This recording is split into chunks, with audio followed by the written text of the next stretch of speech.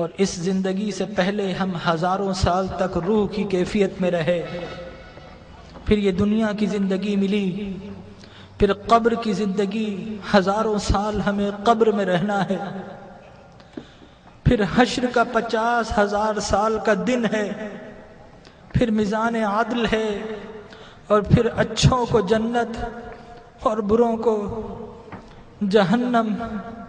یہ انسانی زندگی کے مراحل ہیں، لیکن انسان کا المیہ یہ ہے کہ انسانی زندگی کا وہ گھر جو سب سے مختصر گھر ہے، انسان نے اسی زندگی کو اپنا سب کچھ سمجھ لیا ہے۔ ہم اس زندگی کے لیے گھر چھوڑنا پڑے تو گھر چھوڑتے ہیں، شہر چھوڑنا پڑے تو شہر چھوڑ دیتے ہیں، وطن چھوڑنا پڑے تو وطن چھوڑ دیتے ہیں، والدین کو چھوڑ دیتے ہیں، اولاد کو چھوڑ دیتے ہیں کہ یہ زندگی اچھی ہو جائے۔ ڈاکٹر کہے کہ تمہارا جسم بیمار ہے، فلاں چیز چھوڑ دو، تو ہم وہ چھوڑ دیتے ہیں، حتیٰ کہ کھانا اور پینا بھی چھوڑ دیتے ہیں۔ لیکن میرے بھائیوں، اپنے دل پر ہاتھ رکھ کر بتاؤ کہ کبھی اللہ اور اس کے رسول کے لیے کچھ چھوڑا ہے؟ اللہ نے کہا کہ برے اعمال چھوڑ دو، تو ہم نے اللہ کے لیے کبھی برے اعمال چھوڑے ہیں؟ اس کے رسول کی محبت کی خاطر کچھ چھوڑا ہے؟ ارے فقط ایک آنکھ جانے کا خطرہ ہو تو ہم ڈاکٹر کے پاس ساری جمع پونجی دے دیتے ہیں، ڈاکٹر کو پیش کر دیتے ہیں، اور وہ رب کہ جس نے بغیر کچھ لیے آنکھ دی، ناک دیا، کان دیے، جسم و جاں دیے، گھر بار دیے، عزت و آبرو دی، جس نے مال و دولت دیا، کیا ہم نے اس رب کی بارگاہ میں کبھی کچھ پیش کیا ہے؟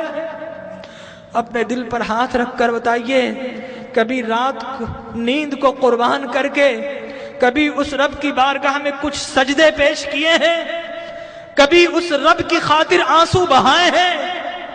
ارے اس دنیا کو سب کچھ سمجھنے والوں، اس دنیا کو بڑا ہم سجاتے ہیں، گھر میں رنگ و روغن کرتے ہیں، فانوس لگاتے ہیں، وائٹ واش کرتے ہیں، قیمتی گدے اور قیمتی سامان سے اپنی زندگی کو آرام پہنچاتے ہیں، لیکن یاد رکھیے کہ یہ زندگی 60-70 سال کی زندگی ہے، آگے کی جو زندگی، قبر کی جو زندگی ہے، وہ ہزاروں سال کی زندگی ہے، اور خدا کی قسم ہماری قبر ہمیں پکار رہی ہے، یہ ہم ہی نکمے ہیں نہیں سنتے، ہماری قبر کہہ رہی ہے کہ لوگوں میں بھی تو تمہارا گھر ہوں، لوگوں میرے پاس بھی تم کو آنا ہے۔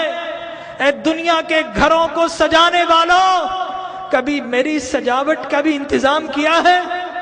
اگر نہیں کیا تو یاد رکھو کہ میں اندھیرا گھر ہوں، میرے پاس روشنی نہیں ہے، میرے پاس آؤ تو روشنی کا انتظام کر کے آنا، میرے پاس آؤ تو چراغ لے کر آنا۔ ارے میں تو لوگوں کی پسلیوں کو بھیج دیتی ہوں، میرے پاس تو ڈسنے والے سانپ اور بچھو ہیں، میرے پاس تو اندھیرے ہیں۔ ہماری قبر پکار رہی ہے کہ لوگوں میرے پاس تو سنگریزے ہیں، میرے پاس تو تعفن ہے، پیپ ہے، پس ہے، میرے پاس آؤ تو انتظام کر کے آنا، خالی ہاتھ آئے تو پھر بڑا پچھتاؤ گے، میرے پاس آؤ تو ایک اعمال کا دیا ہاتھ میں لے کر آنا۔ لیکن ہمارا المیہ یہ ہے کہ ہم قبر کی پکار سننے کو تیار نہیں ہیں۔ جو بڑے ہیں وہ اپنے کاروبار میں مست ہے، جو جوان ہیں اپنی جوانی کی مستی میں مست ہیں، اس دنیا کی رنگینیوں میں مست ہیں، اور جو چھوٹے ہیں انہیں کوئی بتانے والا ہی نہیں ہے کہ اس دنیا کے بعد ایک اور دنیا بھی ہے، اس زندگی کے بعد ایک اور زندگی بھی ہے۔ بتائیے اگر آپ سے کوئی کہے کہ دیوار کے پیچھے کوئی گن لے کر کھڑا ہے تو آپ جائیں گے؟ اگر کوئی کہے آپ سے کہ اس جہاز میں مت بیٹھو یہ کریش ہونے والا ہے، آپ کبھی نہیں بیٹھیں گے، الٹ ہو جائیں گے۔ تو وہ موت کہ جس کا کوئی انکار نہیں کر سکتا، کیا ہمیں اس موت کے لیے الٹ نہیں ہونا چاہیے؟ ہمارے نبی نے بتایا کہ لوگوں، جو کچھ میں جانتا ہوں اگر تمہیں معلوم ہو جائے تو تم ہنسنا چھوڑ دو، تم رونا شروع کر دو، ہنسنا چھوڑ دو۔